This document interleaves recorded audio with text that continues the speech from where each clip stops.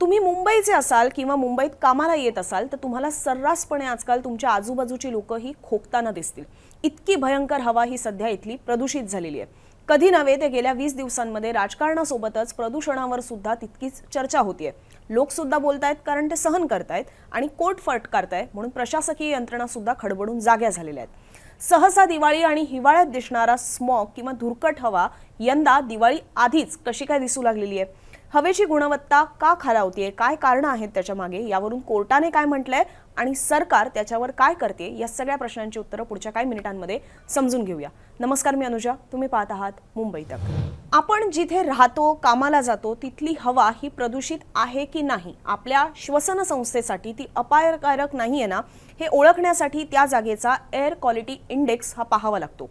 Air quality index म्हणजेच हवेचा गुणवत्ता निर्देशांक। हवेतील प्रदूषकांचं प्रमाण किती आहे यावर गुणवत्ता निर्देशांक हा ठरत असतो।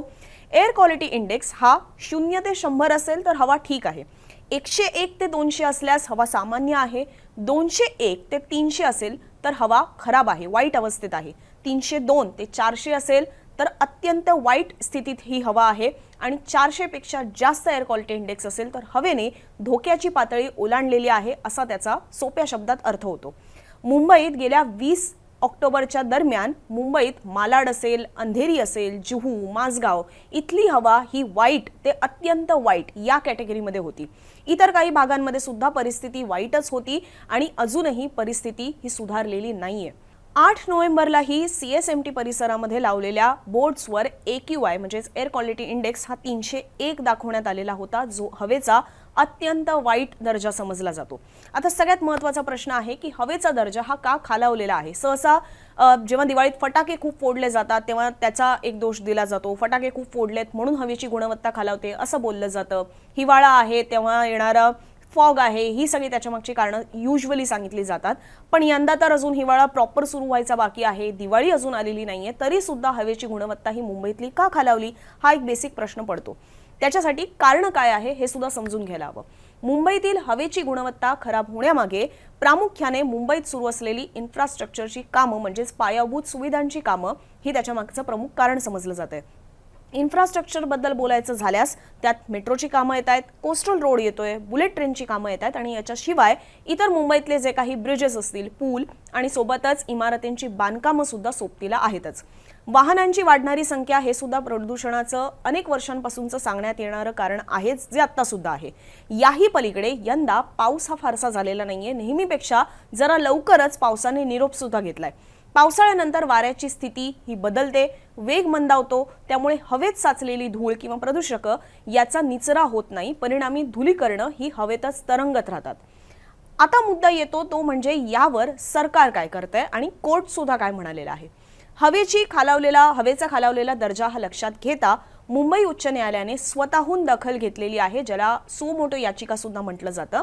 यावर झालेल्या सुनावणीत ही सुनावणी मुंबई उच्च न्यायालयाचे मुख्य न्यायमूर्ती DK उपाध्याय यांच्या समोरच झालेली आहे आणि या सुनावणीत कोर्टाने थेट विचारलेलं आहे की आठवड्याभरासाठी प्रकल्पांची कामं थांबवली तर काही आभाळ कोसळणार आहे का। कोर्टाने सरकारला सांगितलेलं आहे की ज्या सामानाची ने-आण केली जाते, या सगळ्या प्रोजेक्ट्स ज्या ठिकाणी सुरू आहेत त्या ठिकाणी जे सामान आणलं नेलं जाते, रेती असेल किंवा इतर काही असेल, ते कव्हर्ड असलं पाहिजे, म्हणजे ट्रक असतील किंवा मिक्सर प्लांट्स असतील ते झाकलेले असायला हवे। जर हवेचा दर्जा हा सुधारला नाही तर आम्ही ती कामं काही दिवसांसाठी बंद पाडू असं म्हणत 4 दिवसांचा वेळ सुद्धा सरकारला देण्यात आलेला आहे। ह्याच्यामध्ये जर हवेचा दर्जा हा सुधारला नाही तर मात्र कोर्ट काही स्ट्रिक्ट आदेश हे देऊ शकतं, सूचना करू शकतं। अर्थात यावरची सुनावणी ही लवकरच होणं अपेक्षित आहे, त्यावर काय घडतं हे सुद्धा आम्ही तुम्हाला सांगणार आहोत। यासोबतच कोर्टाने हे सुद्धा म्हटलेलं आहे की उपाययोजना या पेपरवर दिसतात पण त्याची अंमलबजावणी मात्र होत नाहीये।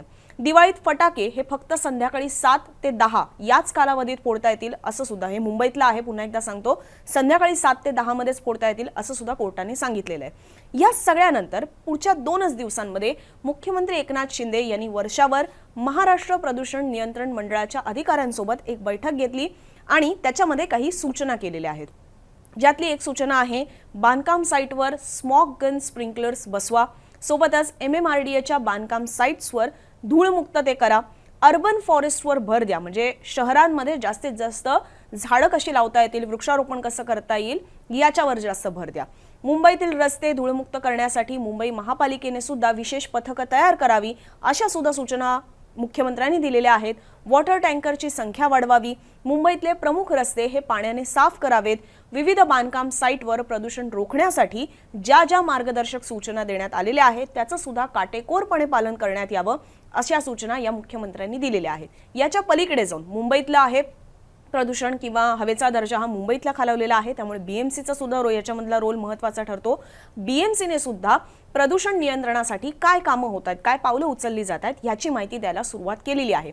त्यांच्या अधिकृत समाज माध्यमांवरील हँडल्सवरून सांगण्यात आलेलं आहे की व्यापक आरोग्य हित लक्षात घेता वायू प्रदूषणास कारणीभूत ठरणाऱ्या घटकांवर महानगरपालिका प्रशासनाने कठोर कारवाई करायला सुरुवात केलेली आहे. त्यानुसार नागरी वस्तीत सोनं चांदी वितळवणाऱ्या भट्टींवर महानगरपालिकेच्या सी विभाग कार्यालयाने कारवाई केली आहे. सोनं चांदी वितळवणाऱ्या म्हणजेच गलाई व्यावसायिकांचे एकूण 4 धुराडे म्हणजे चिमण्या या निष्कासित करण्यात आलेल्या आहेत. अशा प्रकारची कार्यवाही देखील सुरू असल्याची माहिती ही बीएमसीने दिलेली आहे. यासोबतच जसं आता आपण पाहिलं मुख्यमंत्र्यांनी म्हटलेलं होतं की जास्तीत जास्त पाणी हे रस्त्यावर फवारा, त्याच्या अनुषंगाने मुंबई महानगरपालिकेने ही पावलं आधीच उचललेली होती. महानगरपालिका क्षेत्रात धूळ नियंत्रणासाठी 154 किलोमीटर लांबीच्या रस्त्यांवर पाणी फवारणी करण्यात येते ही सुद्धा माहिती बीएमसी कडनं देण्यात आलेली आहे. अर्थात रस्त्यांवर पाणी फवारणं हे काही सतत करणं शक्य नाहीये. पावसाळा कमी झालेला आहे, पाण्याचा साठा सुद्धा कमी आहे, त्यामुळे ही उपाययोजना सुद्धा किती दीर्घकाळ चालू शकेल यावर शंका आहे. अर्बन फॉरेस्टचा मुद्दा सुद्धा हा लॉंग टर्म उपाययोजनेतला येतो, त्यामुळे तात्काळ आणखीन काय पावलं उचलली जातात, खास करून जी बांधकामं आहेत तिथनं होणारं जे वायू प्रदूषण आहे किंवा त्याच्यामुळे जो मुंबईतला हवेचा दर्जा खालावलेला आहे त्याच्यासाठी सुद्धा आणखीन काय स्ट्रिक्ट पावलं उचलली जातात हे पाहणं महत्त्वाचं असणार आहे. या सगळ्यामध्ये डॉक्टरांच्या सुद्धा जेव्हा प्रतिक्रिया घेण्यात आलेल्या आहेत त्यांनी सुद्धा सांगितलेलं आहे की याच्यामुळे खोकला वाढत चाललेला आहे आणि श्वसन नलिकेचे जे आजार आहेत ते सुद्धा वाढू लागलेले आहेत. खास करून लहान मुलं आणि जे ज्येष्ठ नागरिक आहेत त्यांची सुद्धा काळजी घेणं गरजेचं आहे.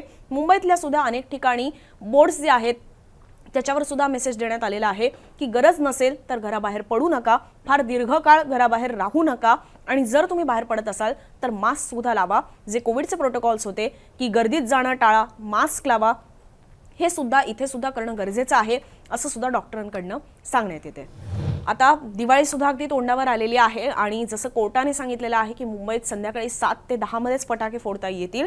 सोबतच मुंबई उपनगराचे पालकमंत्री दीपक केसरकर यांनी सुद्धा सांगितलेलं आहे की फटाके फोडणं हे शक्यतो टाळा. अर्थात हा निर्णय शेवटी नागरिकांचा आहे. कोर्टाने सुद्धा म्हटलेलं आहे की आता हे ठरवण्याची वेळ आलेली आहे नागरिकांसाठी सुद्धा की तुम्हाला चांगलं वातावरण हवं आहे, चांगलं पर्यावरण हवं आहे की तुम्हाला फटाके फोडायचे आहेत. चॉईस इज युअर्स असं सुद्धा कोर्टाने म्हटलेलं आहे. त्याच्यामुळे तुम्ही सुद्धा फटाके फोडू नका असं सरकारकडनं सुद्धा काही प्रमाणात आवाहन करण्यात येतंय. डिसिजन हा तुमच्या हातात आहे. तुमचं यावर काय म्हणणं आहे कॉमेंट बॉक्समधून जरूर आमच्यापर्यंत पोहोचवा. आणि अर्थात जे वायू प्रदूषण होतंय किंवा हवेचा गुणवत्ता जी खालावलेली आहे त्या संदर्भात तुम्ही सुद्धा काळजी घ्या असं आवाहन आम्ही सुद्धा करतो. असेच माहितीपूर्ण व्हिडिओ पाहण्यासाठी यावर पुढे सुद्धा नेमकं सरकार काय करतं ही माहिती आम्ही तुमच्यासमोर ठेवणार आहोत. आणि सोबतच इतर बातम्या, त्यांचे लेटेस्ट अपडेट्स आणि त्याचं विश्लेषण पाहण्यासाठी बघत रहा मुंबई तक.